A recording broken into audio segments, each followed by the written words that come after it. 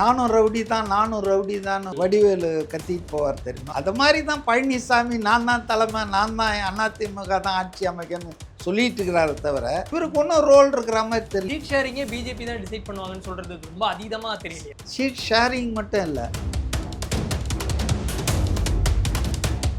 விஜய் ரொம்ப நுணுக்கமா இதை பார்த்து தான் இதை சொன்னார், நக்கலா சொன்னார். நான் எடுத்துக்கல. வாட் இஸ் கோயிங் ஆன் அவருக்கு தெரியுது. நம்ம இந்த வார்த்தையை இந்த இடத்துல பாஜக அணின்னு பயன்படுத்தினா அது எந்த மாதிரியான டிஸ்கஷனை உண்டாக்கும்னு எல்லாம் அவேரா தான் விஜய் டிடிவி தினகரன் வந்ததுக்கு அப்புறம் என்டிஏ கூட்டணி வந்து பலம் வாய்ந்த கூட்டணியாக தெரியுது. 21 தேர்தல் முடிவுகள் எடுத்து பார்க்கும்பொழுது டிடிவி தினகரன் அவர்கள் வாங்கின வாக்கு பார்த்தீங்கன்னா 10,000 15,000. அந்த சூழல் வேற. நீங்க அதெல்லாம் பார்க்காம 21ல வாங்கினா 26ல கணக்குகள் தவறாயிடும். விஜய் வந்து சீமானுக்கு தூது விட்டுறாரு அப்படின்னு நிறைய செய்திகள் வந்துச்சு. ஒருவேளை எனிதிங் கம்ஸ் பாசிட்டிவ் அப்படிலாம் அப்படி ஒரு கையறு நிலையில டெஸ்பரேட்ல திமுக தான் இருக்குது. பெகர்ஸ் கேனாட் பி சூசர்ஸ் ஆங்கிலத்தில் ஒரு பழமொழி. And Vijay in all probability is not a beggar. Congress திடீர்னு நேற்று ஒரு அவசர கூட்டம் போட்டாங்க. 70 சீட்டு நாங்கள் வாய்ப்புள்ள தொகுதிகள் லிஸ்ட் கொடுக்குறோம், ஆட்சியில் அதிகாரம், இதை பற்றி எல்லாம் தலைமை முடிவு பண்ணோம் அப்படின்றாங்க. இப்போ something is going on. Congress எந்த பக்கம் போதோ அந்த பக்கம் நிச்சயமாக ஒரு அட்வான்டேஜ் இருக்கு. இன்னும் 2 வாரத்தில் எல்லாம் ஃபைனல் ஆகிடுங்க, யார் யாரோட சேர போகிறாங்க.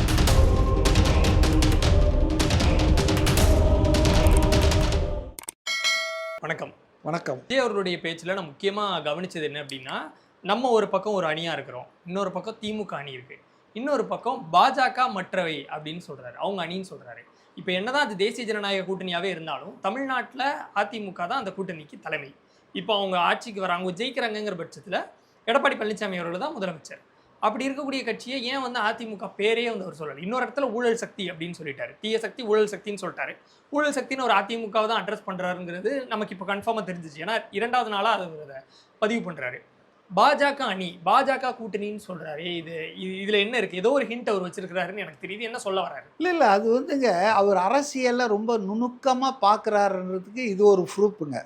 ஓகே. இப்போ நான் ஒரு அரசியல் விமர்சகராக நான் கூட சொல்கிறேன், நானும் ரவுடி தான் ஒரு படத்தில் வடிவேலு கத்திட்டு போவார் தெரியுமா, வண்டியில் ஏற்றுறதுக்கு.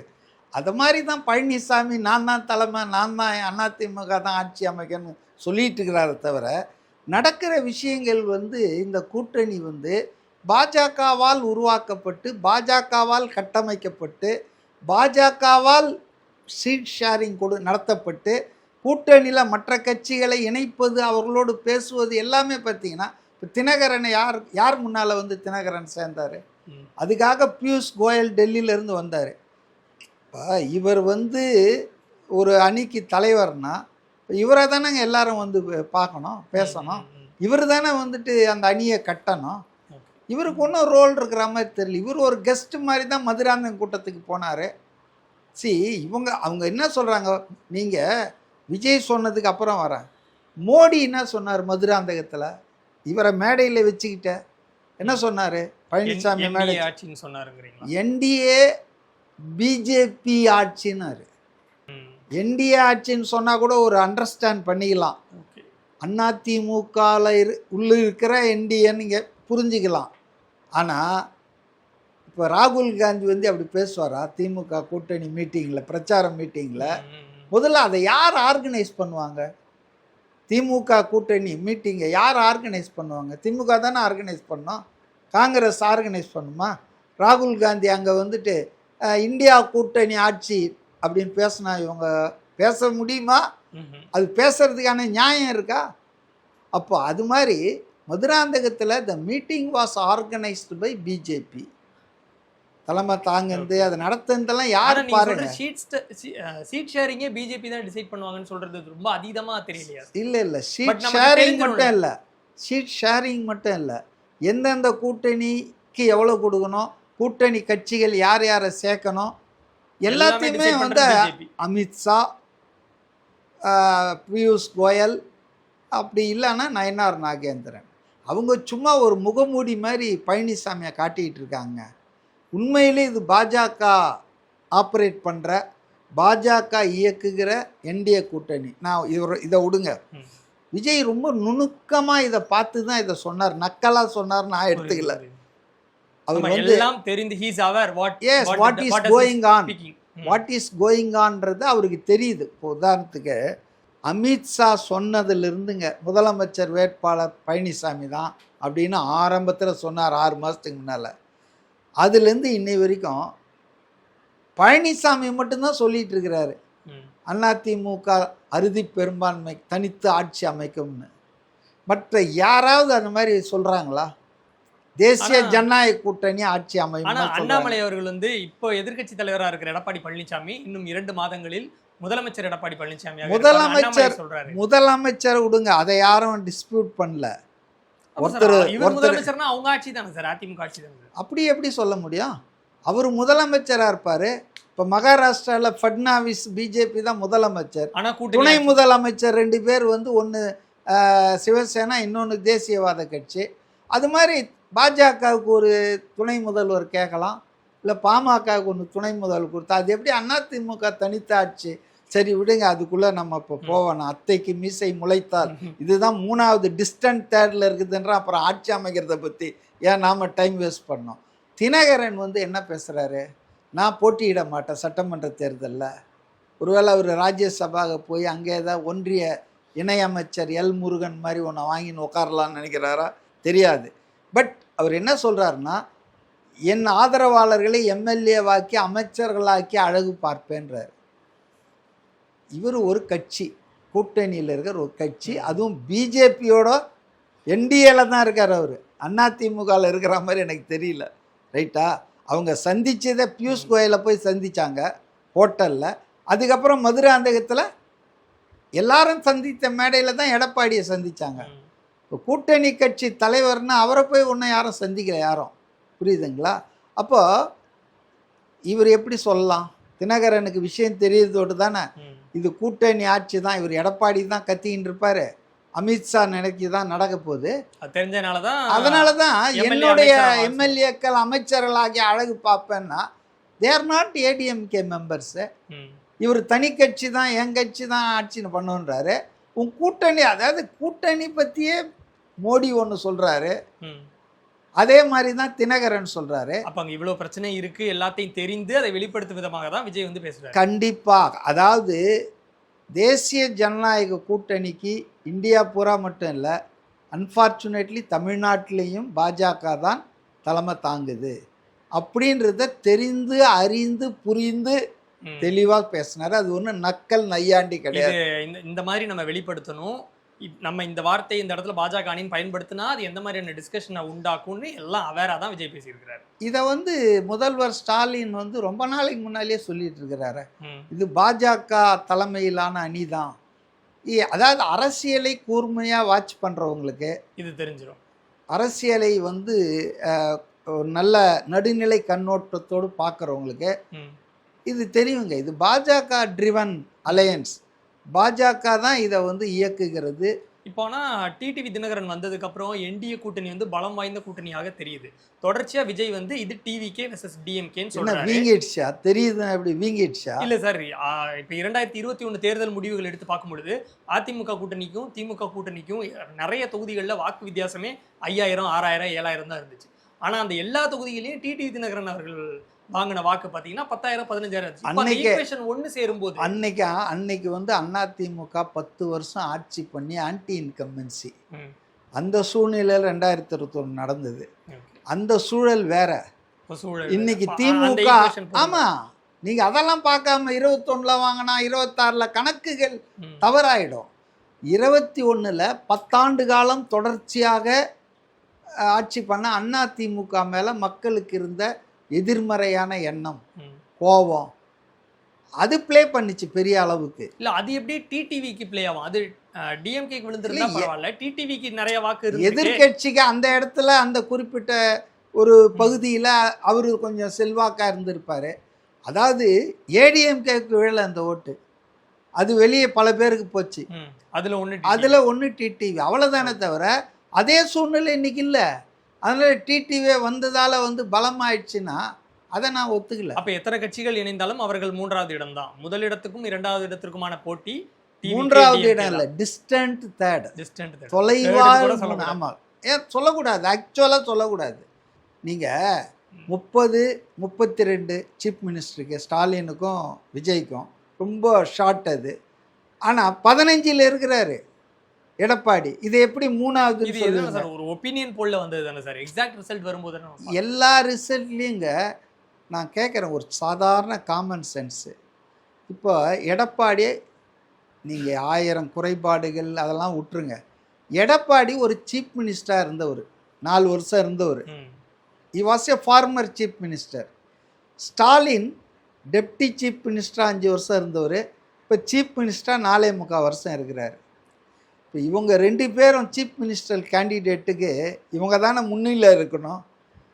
ஒன்றையுமே ஒரு தேர்தலையும் பங்கெடுக்காத, ஒரு வெற்றியும் இதுவரையில் ரிஜிஸ்டர் பண்ணி இல்லாமல், ஒரு எம்எல்ஏ கூட இல்லாத விஜய் எப்படிங்க டாப்பில் போய் நிற்கிறார் இவங்களெல்லாம் பின்னுக்கு தள்ளிட்டு? இது பல ஒப்பீனியன் போல கண்டதை ஆவரேஜாக சொல்கிறேன் நான். அப்போ பழனிசாமி என்பவர் களத்தில் இல்லை, அவர் கட்சி இல்லைன்னு நான் சொல்ல, அது இருக்குது. பட் அது பாஜகவோடு சேர்ந்ததால் ஏற்கனவே கொஞ்சம் பலவீனமாக இருக்குது. அது மேலும் பலவீனமாயிடுச்சுன்றது தான் நமக்கு என்ன தோணுதே தவிர, அது நமக்கு ஒன்றும் தனிப்பட்ட முறையில் காழ்ப்புணர்ச்சிலாம் எனக்கு ஒன்றும் கிடையாது. இப்போ சமீபத்தில் ஒரு 4-5 நாட்களுக்கு முன்னாடி நாம் தமிழரும் தாவேகாவும் ஒன்றிணை போகிறாங்க. விஜய் சீமானுக்கு தூது விடுறாரு அப்படின்னு நிறைய செய்திகள் வந்துச்சு. இதை பற்றி இன்னும் ஒரு சில அரசியல் விமர்சகர்கள் பத்திரிகையாளர்கள் பேசும்போது இது டிஎம்கே செட் பண்ணுற நரேட்டிவ், போட்டி உனக்கும் எனக்கும் கிடையாது, உனக்கும் சீமானுக்கும் 3வது இடத்துக்கு தான் போட்டி அப்படிங்கிறத காட்டுறதுக்காக திமுக இந்த மாதிரி ஒன்று செட் பண்ணுறாங்க அப்படின்னு சொல்கிறாங்க. நீங்களும் இந்த செய்தியில் பார்த்துருப்பீங்க, நீங்கள் எப்படி நினைக்கிறீங்க? அதாவதுங்க, கூட்டணியை பொறுத்தவரை இல்லைங்க, இன்னும் 2 வாரத்தில் எல்லாம் ஃபைனல் ஆகிடுங்க. ஓகே, நாம் பொறுத்திருப்போம் யார் யாரோடு சேர போகிறாங்கன்னு. இப்போ புதுவெளியிலே பிரேமலதாக்கு 6 சீட்டு தான், ஒரு ராஜ்யசபா தான்னு ஓப்பனாகவே திமுகவில் சொல்ல ஆரம்பிச்சிட்டாங்க. அதே போல் இன்றைக்கி பாமக என்ன ஆகுன்றதை பொறுத்திருந்து பாருங்கள்ன்றாரு ராமதாஸ். இப்போ தாவேகாவை பொறுத்தவரையில் அவங்க பொதுக்குழு கூடி செயற்குழுலாம் கூடி கூட்டணி பற்றிய அறிவிப்பை வெளியிடும் அதிகாரம், தீர்மானிக்கிற அதிகாரம் விஜய்கிட்ட கொடுத்துட்டாங்க. அவர் விரைவில் அறிவிப்பேன்னு சொல்கிறாரு. அவரை தவிர வேறு யாரும் அறிவிக்க போகிறதில்ல. 2வது, காங்கிரஸ் திடீர்னு நேற்று ஒரு அவசர கூட்டம் போட்டாங்க. கிரீஷ் சோடங்கர் ஓடியாந்தார். கேசி வேணுகோபால் பயணத்தை ரத்து பண்ணிட்டார். புரியுதுங்களா? முதலமைச்சரை சந்திக்கிறதுக்கான அப்பாயின்மெண்ட் வரைக்கும் வாங்கி வச்சுருந்தார், அதெல்லாம் ரத்து பண்ணிட்டாங்க. அவசர கூட்டம் நடந்தது.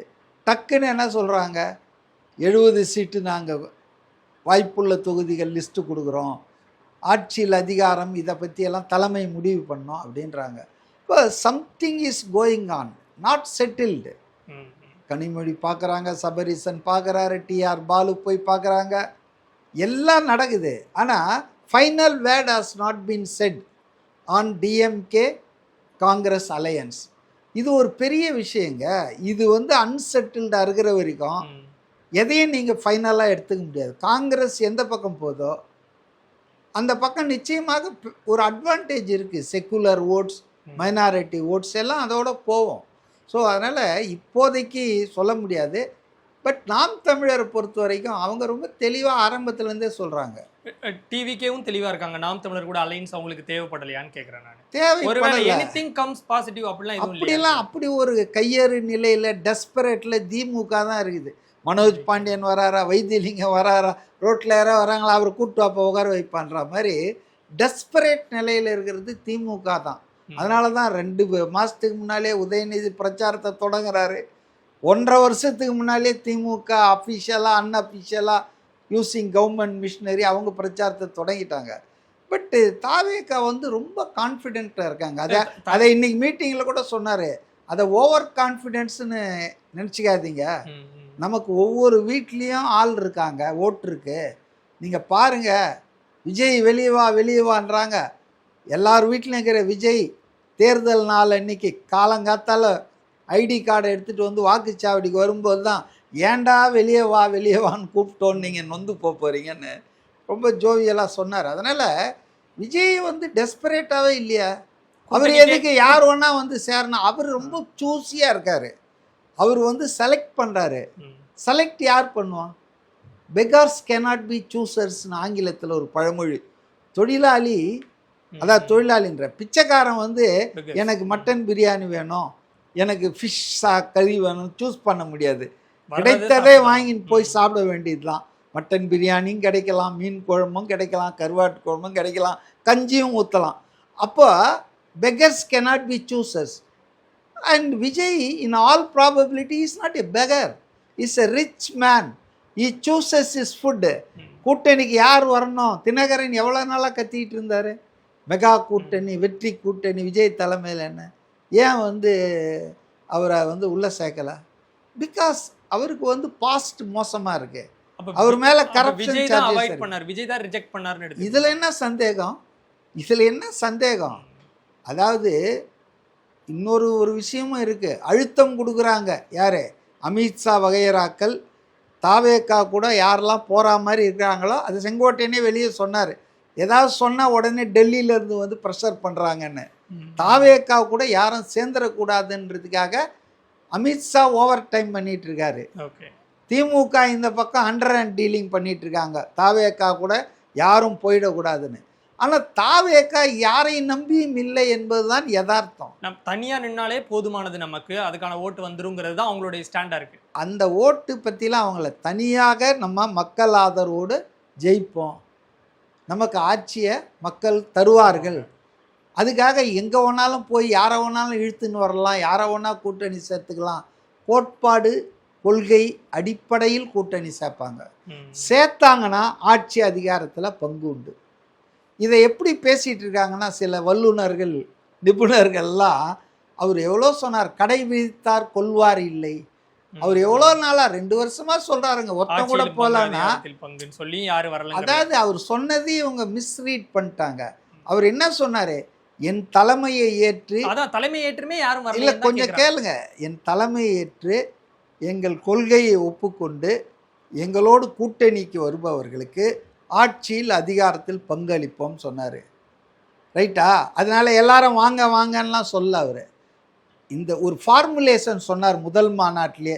என்னோட கூட்டணிக்கு வந்தால் கூட்டணிக்கு வர்றவங்களுக்கு அதிகாரத்தில் பங்கு தருவேன், திமுக மாதிரி அதிமுக மாதிரி ஓட்டை மட்டும் வாங்கிட்டு கதவை சாத்த மாட்டேன், உங்கள் ஓட்டை நான் வாங்குறேன்னா உங்களுக்கு அதிகாரத்துலேயும் பங்கு தருவேன்ற ஒரு நியாயமான டெமோக்ராட்டிக் ரெஸ்பான்சிபிலிட்டியை சொன்னார்.